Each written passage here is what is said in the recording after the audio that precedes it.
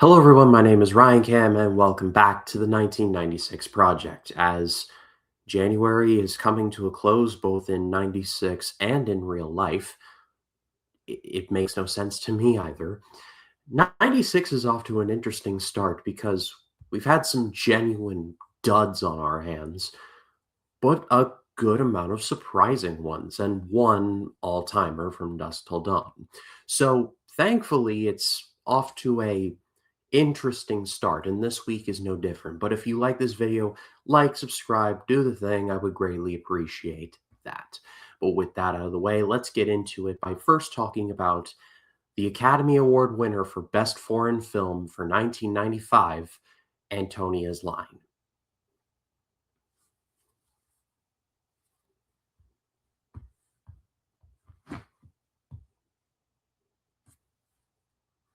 Antonia's Line was directed by Marlene Goris, and it is, like I said, the best acat the Antonia's Line was directed by Maureen Goris, and like I said, this is the Academy Award winner for Best Foreign Film for 1995. It tells the story of a woman named Antonia, played by Willeke van Amelroy. Wow, that is a very Dutch name. I'll put it in the lower third now. But it follows this woman named Antonia throughout her life, returning to her Dutch hometown after World War II with her daughter, meeting up with the town, getting to know everybody, and it just follows her through the ages. This is very much a slice of life kind of movie. It covers several, like a couple decades really, from the 50s all the way up to the 90s, so more like a few decades. And it chronicles Antonia becoming a mother, then a grandmother, then even a great grandmother. And it covers all of that and all the ups and downs that come from that.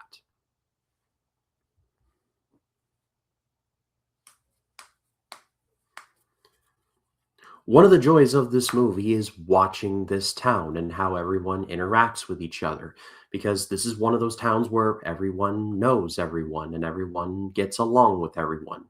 Even the town grump, like he gets along with everyone. It's very, very copacetic in this town. And I just love the dynamics between everyone. Everyone helped everyone. It was great to see.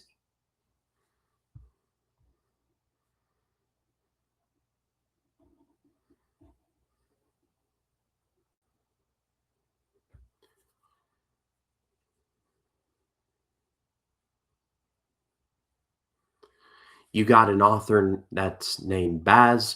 You got, like I said, the town grump, who is named Crooked Finger, who could depress a hyena until you realize that those bouts of depression are very real. No spoilers. And it just covers that. This is very much, like I said, a slice of life movie, which means that it is very slow and it mostly focuses on life events. For some, I imagine this is going to be very boring. I definitely got tired of it at parts, but ultimately I did enjoy this. This has some pretty deliberate pacing. It's just over an hour and 40 minutes, but I really did feel the length on this one. I appreciated the whole, like, just how fast the night changes, the time aspect of this. But at the same time, I'm just like, get on with it. Like, it just felt like it was dragging. And then there's a few instances of some genuinely baffling visuals from the perspective of Antonia's daughter and then granddaughter and great granddaughter, where the great granddaughter, especially, she sees her great grandmother, Antonia's mother, rising out of a coffin. The coffin is like above ground. That's what we're dealing with here. The granddaughter, the mother of the great granddaughter, nearly sees like like nearly sees something pretty bad herself. The daughter, Antonia's daughter, nearly sees Jesus coming off of the cross in the church. Like in her mind, like the Jesus, the statue, and the crucifix, like comes to life and nearly jumps off the cross. I'm being serious when I tell you this. So, the Terry Gilliam visuals were not appreciated. But everything else was solid, and I did enjoy the movie for the most part. I'm gonna give this a good rating, but a high good rating. I definitely get why this won the Best Foreign Film Oscar. I totally understand why. But now let's talk about a family, but that's about the last thing that these two movies have in common with each other. It's Black Sheep.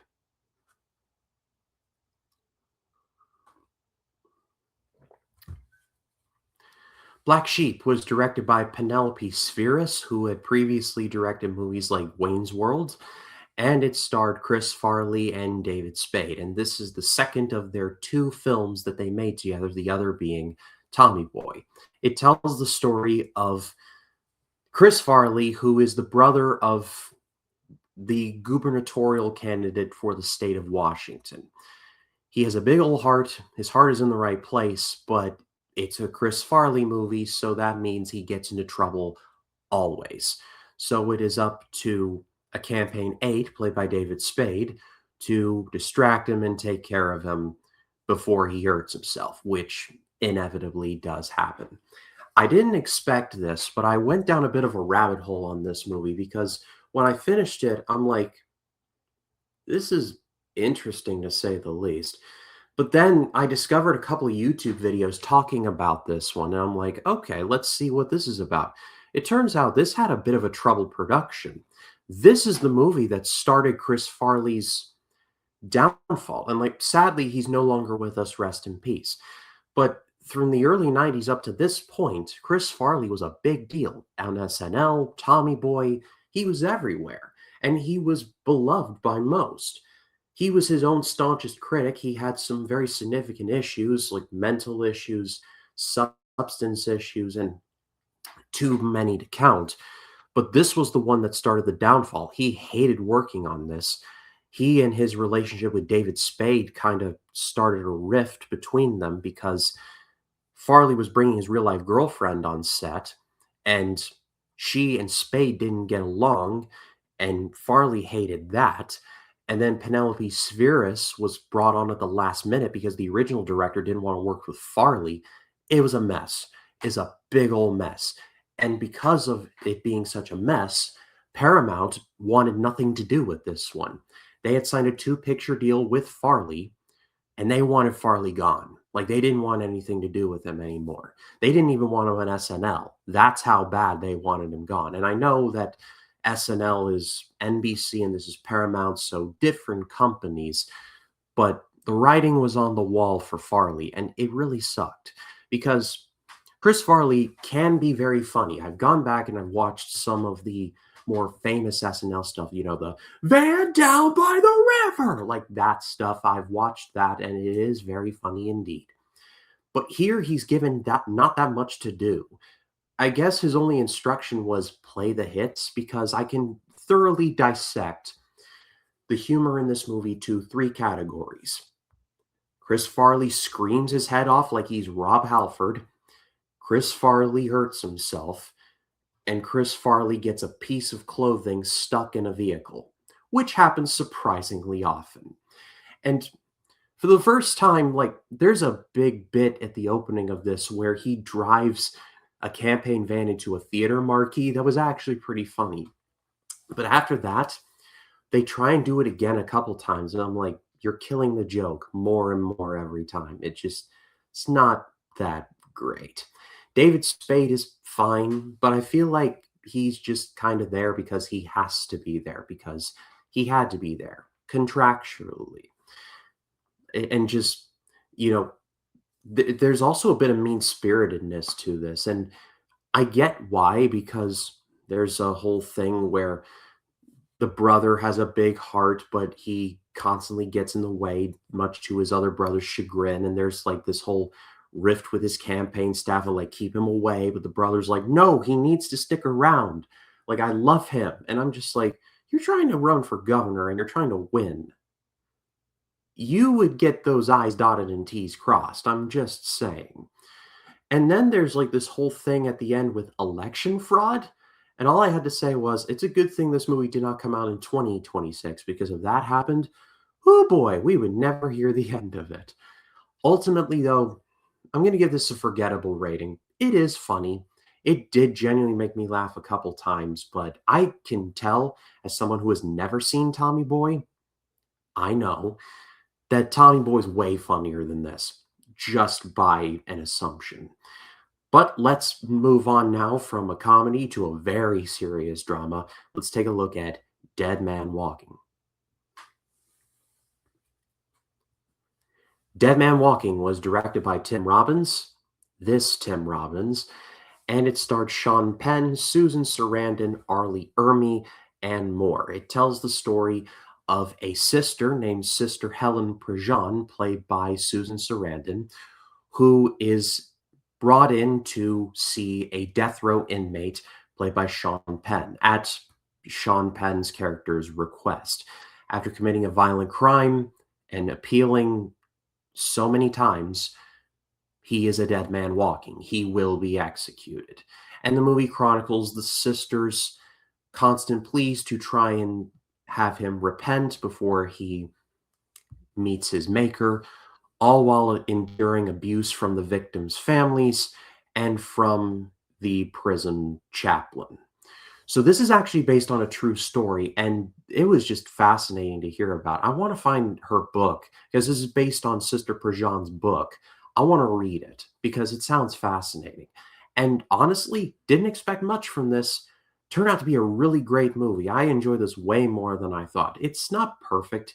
It definitely lags a bit near the middle, but the last third of this movie is just heart-wrenching stuff. Susan Sarandon's great in this. Like, I think this is some of the best that I've ever seen from her personally. I stress personally. Sean Penn is predictably great. Like, I guess death row inmates can have time to rock a massively great pompadour because his hair is stunning in this. And then you got Arlie Ermy in a surprisingly subdued role for him, but his one scene is great. And just the general feeling of this whole movie is just sadness. Like there's no victory to be had with this. The deed's been done. This man is going to die, and you just feel sorry for everyone involved, the sister, the families, the chaplain. Even you even feel bad for Sean Penn's character, who is a vicious criminal. But by the end, my heart just felt for him. Like I said, the first third is okay. The second third kind of lags, but the third, wow, it just really it hit me. It hit me right here. Just literally everything from Sean Penn's character's final meeting with his family, who includes an incredibly young Jack Black, to just like Sister Prejean walking him to death row to the final deed. There is no joy in this. Like there is no the monster's dead, hallelujah. No, there's none of that here. Like there's a great sense of relief that he's gone, but there's no sense of, well, thank God for that. Like no, it's just a profound air of sadness and grief and regret. And Tim Robbins, to his credit, he picked a lane and he stuck to it. So I appreciated that. I'm going to give this a great rating. Pacing can be worked on, but man, when this movie's on, it's so good, so underrated. I do recommend you all check this one out, but be prepared. It'll make you cry if you let it. But let's shift gears again and talk about a truly insane little movie called The Juror.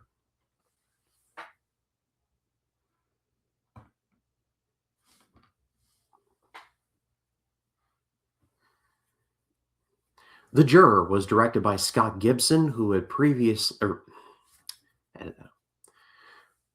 The Juror was directed by Brian Gibson and who had previously directed Poltergeist 2 and What's Love Got to Do with It? What a range that is. And it tells the story of a woman played by Demi Moore who is joining a jury duty, but a jury duty of a famous mafioso. However, she is bribed by the mafia's hitman named Teacher, played by Alec Baldwin, to basically say and render a not guilty verdict, which she ends up doing. However, the teacher becomes obsessed to a dangerous degree. Like I said, this movie is insane, and make no mistake. It basically exists in the same universe as Eye for an Eye, where this makes not one bit of sense, but it has great final acts. It really does. Demi Moore is the main star here, and she's good. I really did like her. All I'll say is that Demi Moore has aged tremendously well. Like, there's a certain point I look at her and I look at, like, say, Demi Moore from a couple years ago from The Substance, and I'm like, you have taken very good care of yourself, Miss Moore. Props. You look really good.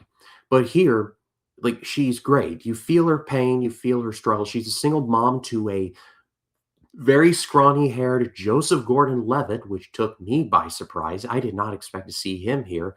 I thought his first film role was Halloween H2O. Turns out, no, he has that beat by 2 years with The Juror.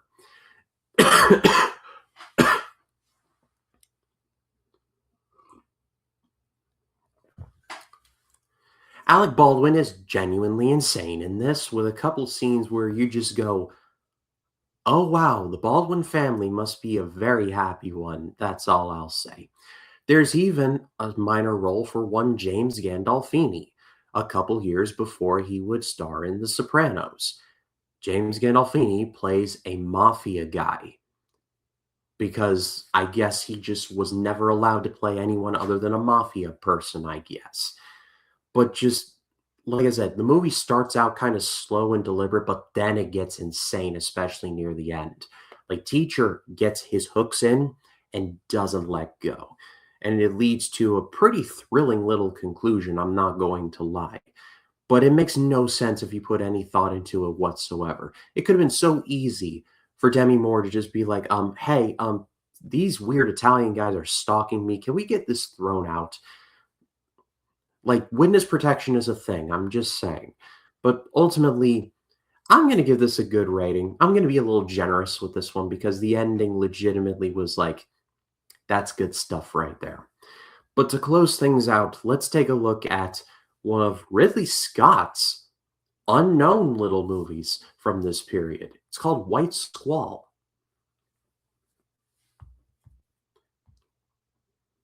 White Squall was directed by Ridley Scott, like I mentioned. We all know who he is. And it starred Jeff Bridges, Caroline Goodall, John Savage, Jeremy Sisto, Ryan Felipe, and more. It tells the story, the true story rather, of the Albatross, a school ship that was sunk after sailing into a white squall storm in the summer of 1961. And it follows the captain of the Albatross, played by Jeff Bridges, who takes on several American students to teach him about the high seas and teach him life skills and all of that. They're all very upper crust rich kids, but by the end, they become a crew and they become a unit with each other, and it's very beautiful to see. I can describe this movie as this. It's Dead Poets Society on the High Seas. It's very similar to that. Jeff Bridges and Robin Williams are two charismatic teachers who, despite their unorthodox methods, form a bond with their students, and then something bad happens at the end which causes them to lose their credibility. It's very similar. Not the same, but similar. I'll just leave it at that. But the movie is actually, number one, shot really good. It's a Scott Brothers film, so of course it's going to look good. But then the acting's solid across the board. A clean-shaven, crew-cut sporting Jeff Bridges is really good in this. And think a couple years after this, he's in The Big Lebowski. So, man, he really let himself go for that one. But the young cast, the standouts here are the bigger names like Jeremy Sisto, being very un-Jesus-like, and Ryan Felipe, who doesn't get a ton to do, but shines when he gets his moments. And really, there's a lot to like about this one. There's a lot of stuff going on underneath the surface. There's like themes of like what masculinity is like back then. And I hate being preachy like that, but it's true. There's a lot of stuff like that here.